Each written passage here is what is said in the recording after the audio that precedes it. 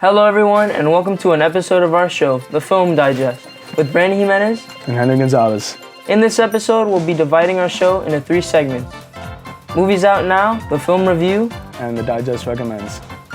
With that being said, let's start the show.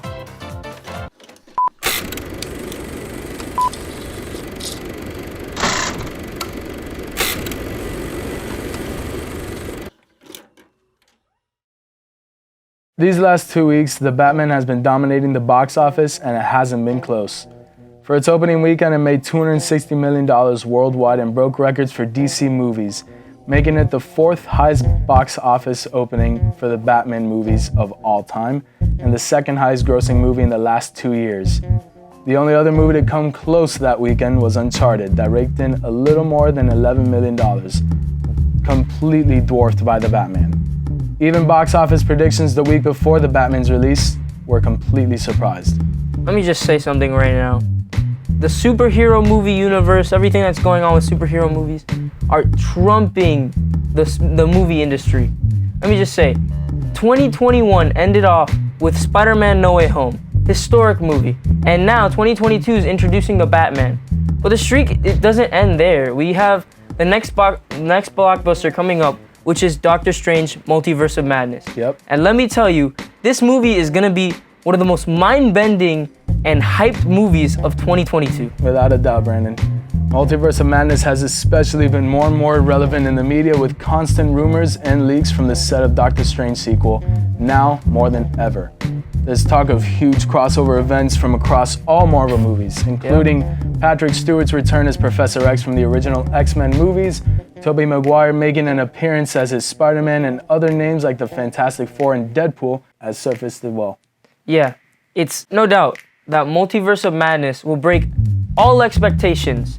That was set in stone by Kevin Feige.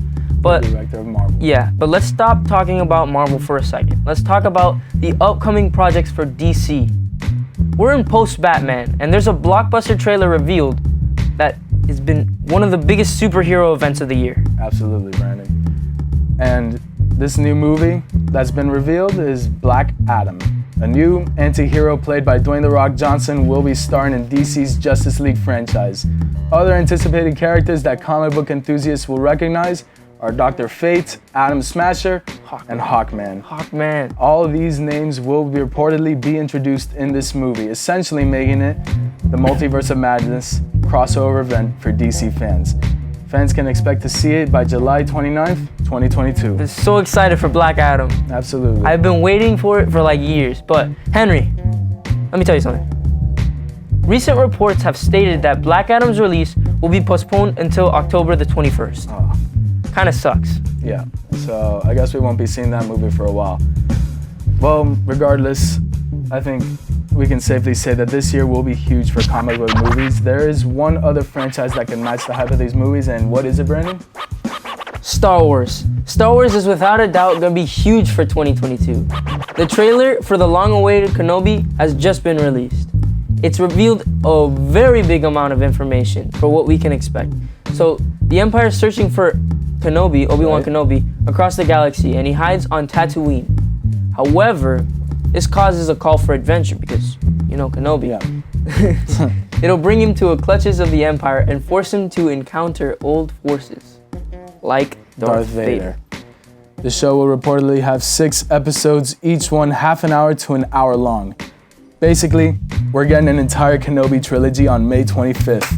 And if that weren't huge enough, other projects like for Star Wars include Season 3 for Mandalorian. What? Really? A new confirmed series for a frequent character in Star Wars shows Ahsoka. And supposedly there's a Rogue Squadron movie in the works that'll go more in depth into the rebellion years before Rogue One. To say the least, 2022 is coming back with a vengeance for movie franchises. I actually had no idea about Mandalorian Season 3, but absolutely, at least until May's release of Doctor Strange, we'll have to say, with the Batman as 2022 biggest comic movies right now, what's gonna go on? Yep. Right now. And right now, there's also a ton of film festivals and events everywhere as Hollywood lovers eagerly await the Academy Awards. The Oscars are coming up soon, and it'll be time to cover all the highest nominated movies of 2021. Right, Brandon? Yeah, of course. I can't wait to watch the Oscars. All this cinema will be rewarded on March 27th. Set your calendars, people, because we have already set our calendars. It's going to be great. I'm excited. It's gonna be great. Hey, Henry. Yeah, Brandon? After all this talk about superhero movies and such, you know what movie we should review? What? We should review The Batman. Man, I actually love that movie. I know, right? It was a great movie without a doubt. Like, the entire time I was watching it, I felt like it was like a comic book coming to life. Absolutely. And I liked how Gotham City was like a dystopian like city or something like that. And it showed that like everybody wears masks, and it's truly just like a dark movie sometimes. Yeah, you know what? It's true. And it's like the entire movie's cinematography really captured that darkness, but also really it worked so hard to make it seem like a Batman comic book coming to life. It really felt immersive for the audience, everybody. And the story was just, it was crafted perfectly. The music choices just fit the atmosphere. It's just top notch. Yeah. Top notch. To be honest, it was really good seeing these characters develop so much, because Catwoman, Penguin, Riddler, all these people were just more comic accurate. I really think this movie was the perfect encapsulation of a darker, grittier Batman. comic Batman. And as a matter of fact, Christian Bale, who played the last Batman in The Dark Knight, he even went up to Robert Pattinson. They both talked to each other, like pre-production before the movie finished. And I remember Christian Bale told Robert Pattinson two things. One, how to go to the bathroom in the suit. And two, be unique. Be unlike every other Batman. Oh, yeah, And to be honest, Robert Pattinson is nothing like the other Bruce Waynes. Do you know that he auditioned with Clooney's suit? It's just a little tidbit that I want to say, but Wow. yeah, I definitely recommend watching The Batman. What do you think? You recommend it? Honestly, I think this movie deserves an 8.5 out of 10. It's pretty solid. I'm one of the biggest fans of Batman, and I've got to be honest, this is a movie I've waited for my entire childhood. You told me that you played this Batman video game. I don't know what it's called, like Arkham. You played Arkham like for like 3+ hours this other day, so I know you're a big fan. Yeah. And I'm versed with the comics and the writing, so yeah, definitely recommend this movie. Well, that's about it for today. It's easy to say that the first half of the year is easily one of the best string of superhero movies all the time. You know, Marvel and DC have taken audiences across the country and really across the world by surprise. Like, if you're one of the few people that haven't seen Spider-Man No Way Home, now's the best time. And you can even get it on digital. And it's just that good. I truly recommend that movie. Yep. And of course, The Batman. Millions have gone, millions have seen it, and millions will spoil it for you. So if you haven't seen The Batman, me and Brendan have given you our non-spoiler review of it. Yep. Like Siskel and Ebert, we give The Batman 2 thumbs up. And if you're a little sad that there won't be any like comic book films coming out before the Multiverse of Madness, don't be, because on April 1st, April Fool's Day, a long-awaited Morbius is gonna enter the Spider-Man franchise and act as Marvel's first anti-hero movie. It's like gonna be a horror anti-hero movie.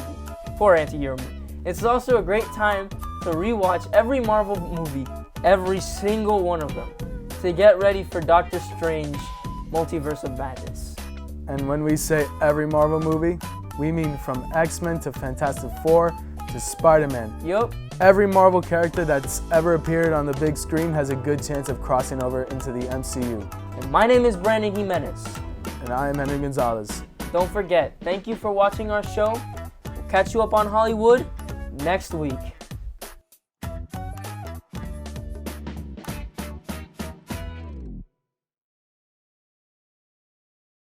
You know Matthew McConaughey?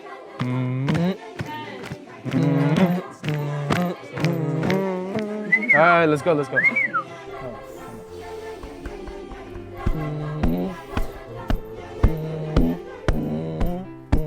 don't think it's calming down. That's more of a hype up thing. All right, you're good. Look at me. There, you're good. I'm ready. Alright.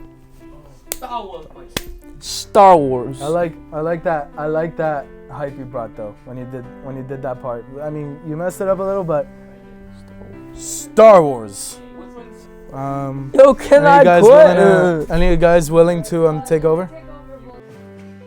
5, 4, 3, 2. Batman movie of all time, and the second. Yeah, no, that was no. I was looking a little more to Brandon, but whatever. Dark Force is like Vader, and there'll only be 6. What's going on? Yeah. Yeah, no, I was messing up. It's good. Vader. That was. Yeah, no. He is face to face with the dark side. It's just that you said Kenobi has been released, and I was like, yeah, no, this is gonna have to be scrapped. Let's just go up. Editing is gonna be a pain. I finished Star Wars. Stop. What is it, Brandon? What is it? Star Wars. I'm just gonna say it to the side like What is it, this. Brandon? Star Wars. Like, look at the camera. Star Wars. Like, Star look happy. Wars. Look happy when he I'm gonna look at Star you, Wars. and I'm gonna look at the camera and be like, Star Wars. Perfect.